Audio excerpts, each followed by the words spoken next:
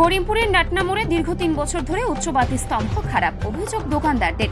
নদিয়া জেলার করিমপুর ২ নম্বর পঞ্চায়েতের অধীন নাটনা মোড়ে দীর্ঘ ৩ বছর ধরে উচ্চ বাতি স্তম্ভ খারাপ হয়ে আছে।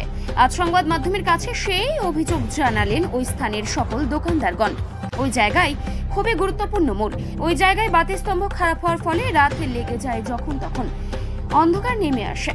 ওই জায়গায় লাইট না থাকায় অ্যাক্সিডেন্ট হওয়ার আশঙ্কা। দোকানদার এবং সাধারণ মানুষজন খুবই অসুবিধায় বলে জানিয়েছেন করিমপুর ২ নম্বর পঞ্চায়েতের উপপ্রধান সোমা সরকার কর্মকার। তিনি বিগ নিউজের সামনে বলেন যে ওই বাতিস্তম্ভ অতি শীঘ্রই ঠিক করে দেওয়া হবে। মমতা ব্যানার্জির সরকার পশ্চিম বাংলায় উন্নয়ন জোয়ার চলছে, তাই আমাদের পঞ্চায়েতেও সেই উন্নয়ন চলছে। মমতা ব্যানার্জির সরকার সকল সময় করিমপুর ২ নম্বর অঞ্চলের মানুষের পাশে থাকবে ও তাদের উন্নয়নে শামিল হবে। এই চিত্র ধরা পড়ল বিগ নিউজের ক্যামেরায়। লাইটটা দীর্ঘদিন মতো বন্ধ আছে, ৩-৪ বছর হবে। এখন চান কি আপনারা? লাইটটাও জ্বলুক, লাইটটা জ্বললে আমাদের বাজারের সুবিধা হবে অনেক। অসুবিধা হবে, দোকান পাশে বন্ধ হবার অন্ধকার থেকে বাজারটা। আমি এই দোকানদার, বাসুদেব ঘোষ। ২১ থেকে ২৫। হ্যাঁ, আলো থাকলে দুর্ঘটনা কম হয়, সব ভালো হয়। এটা লাইটটা ভালো কেটে চাই। হ্যাঁ, এখানকারই ব্যবসায়িক চাই, দোকানদার। নাম বনা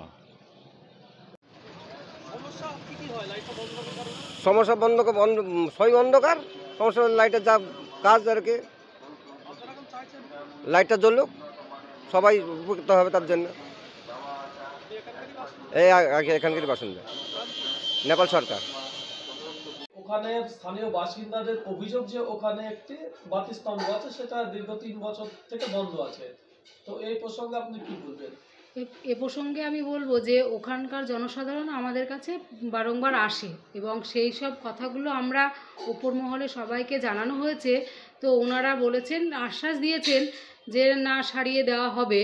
তো আমরা মমতা বন্দ্যোপাধ্যায়ের সরকার আমাদের, কিন্তু আমরা এই পঞ্চায়েতে আমরা অনেক কাজ করছি এবং ওই লাইটগুলো নিয়ে আমাদের চিন্তাভাবনা চলছে। অতি শীঘ্রই ওগুলোকে সারানোর ব্যবস্থা করা হচ্ছে এবং ছোট ছোট লাইট দিয়ে, যেহেতু ওটা খারাপ আছে, ছোট লাইট দিয়ে বাজারটাকে আলোকিত করা হচ্ছে। আমার নাম সোমা সরকার কর্মকার, আমি ২ নম্বর গ্রাম পঞ্চায়েতের উপপ্রধান।